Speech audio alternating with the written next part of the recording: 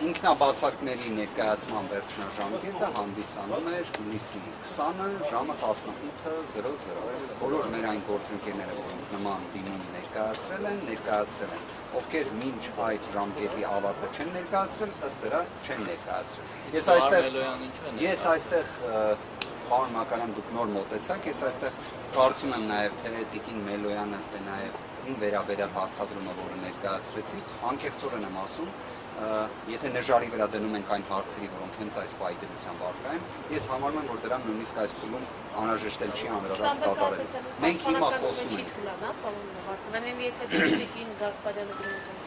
Ես կարող եմ հետևյալը ասել, պաշտպանական թիմը կամրապնդվի, թե ոչ, նշված հարցերը անկեղծորեն եմ ասում, այն պայմանությամբ, երբ մենք հիմա խոսում ենք ու ստացվում է Հայաստանի Հանրապետությունում կարող է տեղի ունենալ իրավիճակ, որ դատախազությունը տեղեկացված լինելով, որ 2026 թվականի հունիսի 21-ին ժամը 15:00-ին տեղի է ունենալու նիստ, որտեղ Դավիթ Ղազենյանի օրինակ պատգամավորի կարգավիճակը այլևս հստակ է լինելու եւ պարզապես իրենց պարտականությունը կատարելուց խուսափելու համար նման ռեկորդային արագությամբ գործ ուղարկել դատարան, սա իսկապես մենք խոսում ենք այնպիսի խախտման մասին, որ ես ուզում եմ դրա մասին հատկապես շեշտադրել։ Ավելին Դավիթ Ղազենյանը 15:00-ից հետո պետք է լինի ազատության մեջ, բայց մենք ունենում ենք մի իրավիճակ, որ ստացվում է այն պաշտոնյան, որը դա պետք է ապահովի, գոյություն չունի, եւ սա հատուկ մշակված ծրագրային գործողություն է։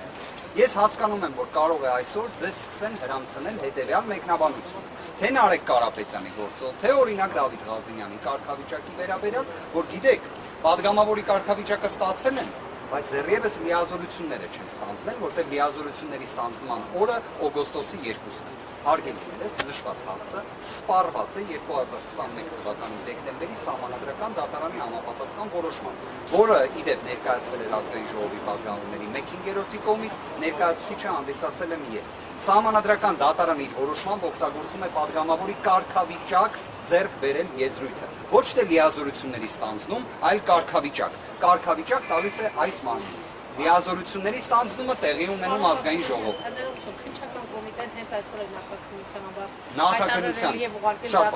Նախաքննության ավարտը Դավիթ Ղազենյանի գործով հայտարարվել է 2026 թվականի հունիսի 20-ին ժամը 17:00-ի սահմաններում։ Գործը կարծես բաղկացած է 7 հատորից։ Մենք խնդրել էինք, որ մեզ տրամադրեին ժամկետ, խնդրում եմ ուշադրություն դարձնել, մինչև 2026 թվականի հուլիսի 21-ի 17:00։ Այսինքն մենք մեր ակնկալած ժամկետը, երևի թե որևէ մեկը չի կարող չէ ասել, որ երկար ժամկետ են ուզել։ Կարծում եմ որևէ մի մասնագետ նման դիրքորոշում չի այլ։ Քննիչը այն համարել է ակնհայտ անհիմն միջնորդություն, որոշել է մեզ ժամկետ տրամադրել մինչև 11:00-ն, այնուհետև 11:01 ենթադրում եմ, որովհետև 10:30 մենք ներկայացրել ենք միջնորդություն, որոնք առերեսում կատարեք, հարցաքննեք Դավիթ Ղազենյանին, քննիչը այն թողել է առանց քննության, գիտեք ինչ պատճառաբանությամբ, որ արդեն մեղադրական եզրակացությունը ուղարկել է դատախազին։ Այսինքն սենց արագություն, հարգելիներս, ես իդեպ ասեմ նաև, որ աշխատանքային կարգով երեք փորձել եմ նաև կապ հաստատել հսկողություն իրականացնող դատախազի հետ։ Հսկողություն իրականացնող դատախազի հետ աշխատանքային ձևաչափով կապ հաստատելը ողջամիտ երևույթ է, քանի որ դատախազի նույնիսկ համարը համապատասխան դատավարական որոշումներում գրվում է։ Պատկերացրեք, ես այդ համարին Արտուր Դանիելյան, ես փորձեցի կապ հաստատել այդ հեռախոսը համարով, պատասխանեց մի կին, խնդրեցի, որ փոխանցեն հեռախոսը դատախազ Դանիելյանին, որ խոսենք Ղազենյան Դավիթի խափանման միջոցի հետ կապված հարցի շուրջ, որովհետև պատգամավորի կարգավիճակ է ստանում եւ այլն, ստացա պատասխան, որ նման դժվարություն կա, պայմանավորված այն հանգամանքով, որ ես զանգահարել եմ Կոմերցբանկի հաշվապահություն։ Գիտեք, դատավարական ակտերում, երբ նշվում է հսկողություն իրականացնող դատախազի հեռախոսահամարը եւ նման վերաբերմունք է տեղի ունենում, սա իսկապես միգուցե նաեւ դա էլ է պայմանավորված նրանով, որ ինչքան հնարավոր է արագ, այո, հաշվապահություն։ Հայտնեցին, ամեն դեպքում հիմա ես ներողություն եմ խնդրում Կոմերցբանկի հաշվապահությունից, որ նման ահազանգ է ներկայացնում։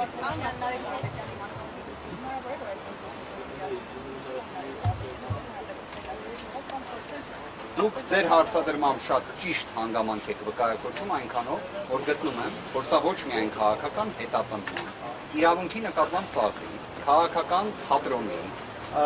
ինչ-որ հերթական վրեժ խնդրության, չգիտեմ, նման կատեգորիաների տիրույթում, բայց նաև ազգային ժողովում ուժեղ Հայաստանի գործունեության խաթարմանն է ուղղված, այդ թվում հենց Նարեկ Կարապետյանի անձով պայմանավորված։ Այստեղ իրավաբանություն տեսնել ողջամտորեն հնարավոր չէ։ Չկա ընդհանրապես։ Բայց Նարեկ Կարապետյանի դիրքորոշումն նաև ուզում եմ հատուկ էլի ընդգծել, որ ինքը ուներ անհամաձայնություն, որ մենք այստեղ միջնորդենք, որ ժամկետ տրամադրվի, ծանոթանանք նյութերին։ Դա Նարեկ Կարապետյանի դիրքորոշումն է։ Կարծում եմ առիթը կլինի հենց ինքը կներկայացնի առնվազն կարելի ասել։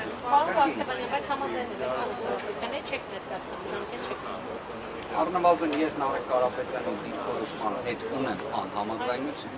բայց Նարեկ Կարապետյանի դիրքորոշումը պետք է հարցնել։ Պարոն Վարդապետյան, այս ամենից հետո չեք կարծում, որ ամեն դեպքում սխալ էր մանդատները վերցնել գնալ ազգային ժողովին։ Դուք մանդատ ունեք, բայց այդ մանդատը ձգտելու եք չեք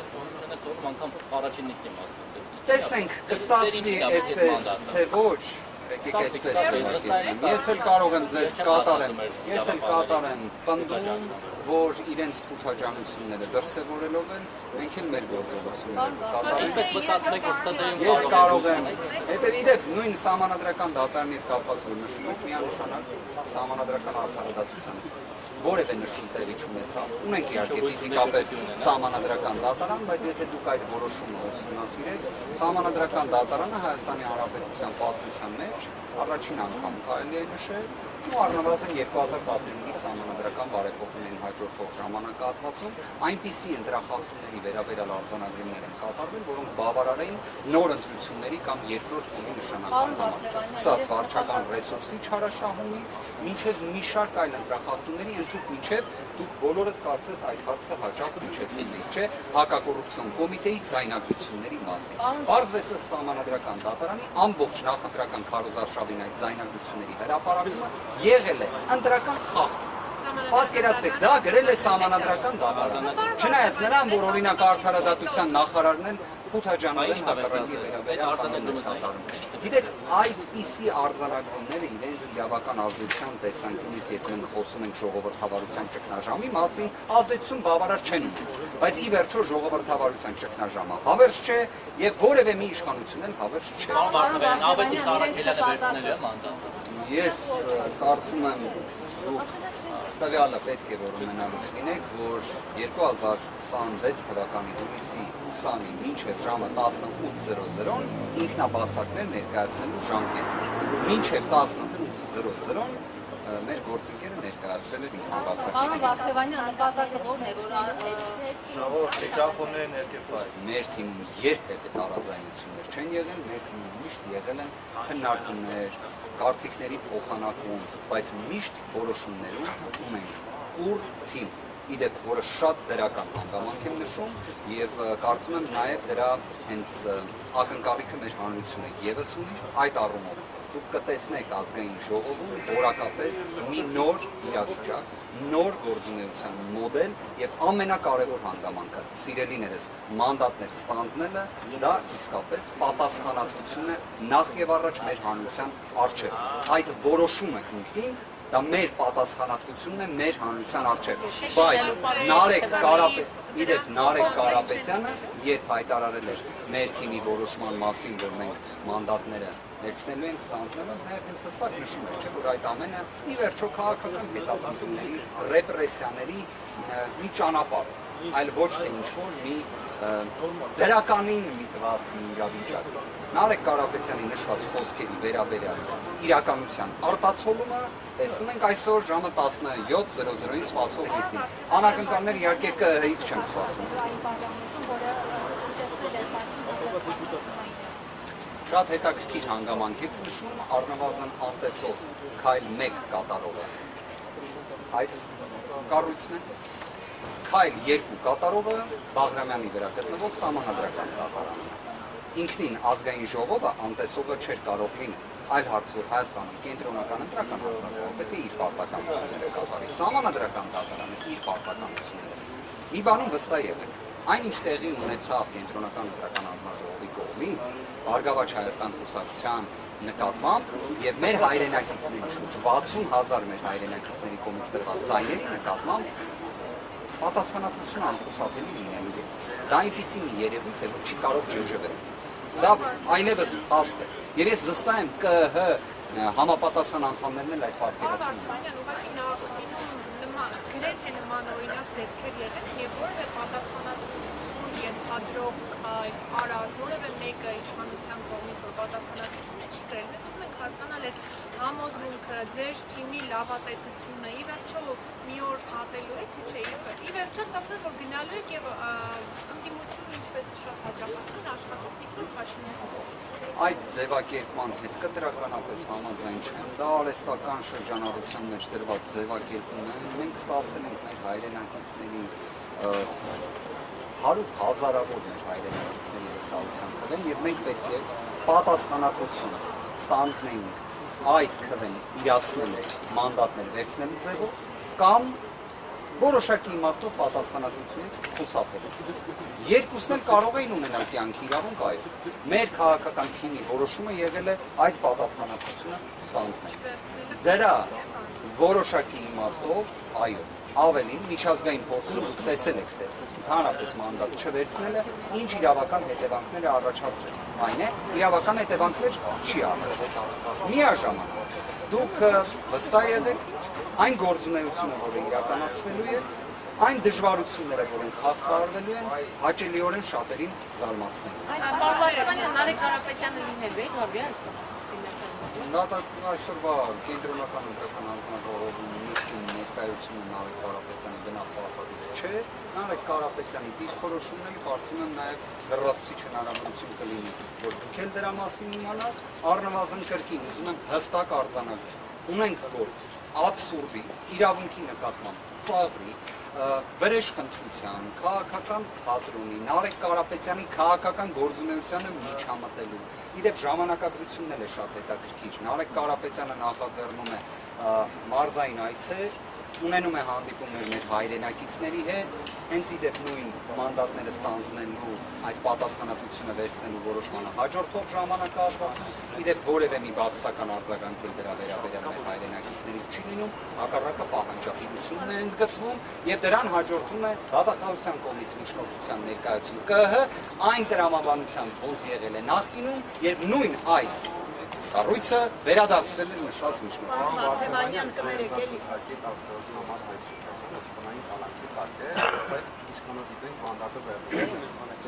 Հայկ Սուքիասյանը ևս պետք է ազատ արձակվի տնային կալանքից ելնելով նրանից, որ այսօր 15:00-ին մեկնարկող նիստի պայմաններում նշված հարցը սպառված է։ Սահմանադրական դատարանի որոշումը սևը սպիտակով գրված է, որ ազգային ժողովի պատգամավորի կարգավիճակ ձեռք բերող անձ, ով մինչ այդ կարգավիճակ ձեռք բերել է, եղել է անազատության մեջ, կարգավիճակ ձեռք բերելու պայից սկսած չի կարող լինել անազատության մեջ, բացառությամբ սահմանադրության նախատեսված մեկ բացառիկ իհարկե, բայց պարոն Ղազինյանի դեպքում դատախազության կողմից ապահովվեց անհնարինը, իրավունքի օրենքի տեսանկյունից անհնարին է, որովհետև նման բան կանխատեսել իսկապես ինչքան էլ ես նման պատկերացում ունեի եւ դրա վերաբերյալ որոշ գործողություններ են ձեռնարկվել էին, բայց դատախազությունը արդեն քրեական վարույթը փոխանցել է դատարան։ Դատախազությունը ինքը այլևս լիազորություն խափաման միջոցը վերացնելու ֆորմալ առումով չունի։ Հենց դրա համար էլ արվել ակնհայտ եմ այդ միտումը։ Պարոն Պարգևյանը, բայց իրավապաշտպան դատարանն է, բայց պարոն Ղազարյանը շարունակում արդեն անձնավորություն ունի, այս դեպքում դատարանավորված իրավասու չէին կրել։ Շատ ճիշտ է, պարզապես հիմա էլ բախվելու ենք մեկ այլ տեխնիկական խնդրի, որի վերաբերյալ ևս միջոցներ ձեռնարկելու ենք։ Պետք է տեղի ունենա գործի մակական դատավորի, բայց նաև գտնում ենք, որ հենց այս բացառիկ իրավիճակներում է, որ դատարանի նախագահը ինքը կարող է խափաման միջոցի հարցի վերաբերյալ նշել։ Հետևաբար ամփոփելով խոսքս ուզում եմ հստակ նշել։ Մեր գործընկերներից Դավիթ Ղազարյան, Հայկ Սուքիասյան միանշանակ 15:00-ին հաջորդող ժամանակահատվածում պատգամավորի կարգավիճակ ձեռք բերելու, որը տրվում է ԿՀ որոշմամբ, պետք է լինեն ազատության մեջ։ Սա ոչ թե ես եմ ասում, սա ասում է Սահմանադրական դատարանը։ Այստեղ Սահմանադրական դատարանը իր որոշման ոչ թե նշում է падգամավորի լիազորությունների ստանձնում, այլ ասում է падգամավորի կարգավիճակի ձեռքբերում։ Նույնը նաև իհարկե Նարեկ Կարապետյանի վերաբերյալ կենտրոնական ընտրական հանձնաժողովը падգամավորի մանդատ տրամադրելու որոշմանը հաջորդող ժամանակահատվածում չի կարող հանդիսանալ այլևս այն մարմինը, որը կարող է քննարկման առարկա դարձնել անձրևի դեպության կապված։ Այն բանը, որ հենց դա հին է տվել է։ Դա իրավունքից դուրս է։ Հենց ամբողջ խնդիրը ինչ-որ որ դա իրավունքից դուրս է։ Բայց մենք վերջին շրջանում իրավունքից դուրս երևույթներ հաճախ ենք տեսնում, այլ հարց որ այդ իրավունքից դուրս երևույթները հաղթահարելով գնալու են առաջ։ Իդեպ, եթե դուք նայեք այդ ժամանակահատվածում համանման ինչ իրավիճակներ եւս հաղթահարվել են, համոզված եք սա եւս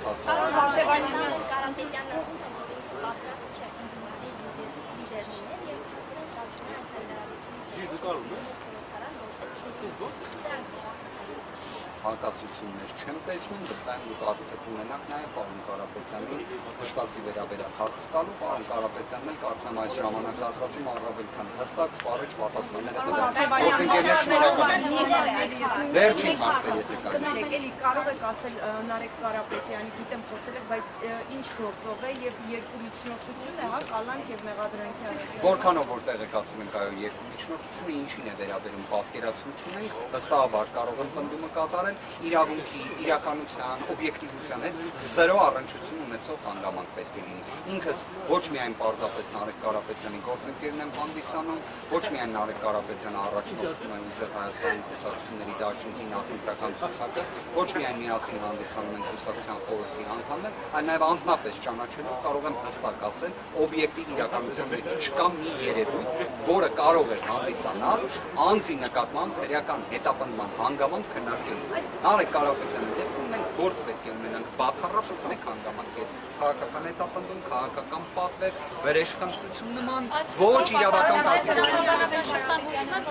Նարեկ Կարապետյանը լինելու առաջկա ժամերի կանոնավայր։ Եկեք իրադարձություններից առաջ չընկնենք։ Իսկ պարոն Վարդանյանի, որ ասում եք գաղափարություն է ինչ գործ է։ 17:00-ին նույնիսն է, երբ են ներկայացրել, հիմա կդժվարանամ ասել, վստահ եմ օրերս։ Պարոն Վարդանյանի, որ ասում եք, որ բացատրել չեք, ինչի մասին է խոսքը քրեական գործը։ Այսինքն ստացվում է ինքը այս ընթացքում նաև չի կանչվել որևէ նախնական մարմին, որևէ մի գործողություն չի եղել, ավելի։ Ուզում եմ այս հանգամանքները, հա, հստակ նշել, դրանով որոշակի պատկերացում նաև հուշեմ մեր գործընկերներին, որ պատկերացնել թե ընդհանրապես մեր թիմի ձևը որն է։ Դավիթ Ղազենյանը տեղեկացված էր, որ իր նկատմամբ միջնորդություն կա, եւ այդ միջնորդությունը քննվել է 10 օր հետո, հա։ Այդ ժամանակահատվածում Դավիթ Ղազենյանի նկատմամբ քրեական վարույթ չկար, սահմանափակում չկար, կարող էր օրինակ Հայաստանի Հանրապետությունը լքեր։ Լքեց։ Թե դրա փոխարեն ինքնական գնաց ներկայացավ։ Նարեկ Կարապետյանի դեպքում բոլորս միասին լսել ենք, թե ինչպես է ներկայացվել միջնորդություն, որը ԿԸՀ-ի կողմից վերադարձվեց։ Ինչ արեց Նարեկ Կարապետյանը։ Որևէ մի իրենից գործողություն, որը դատավարական իմաստով կարող է լինել ոչ պատշաճ վարչագծի տեսանկյունից, տեսել եք, լսել եք, ոչ։ Բայց սա է Հայաստանի Հանրապետությունը։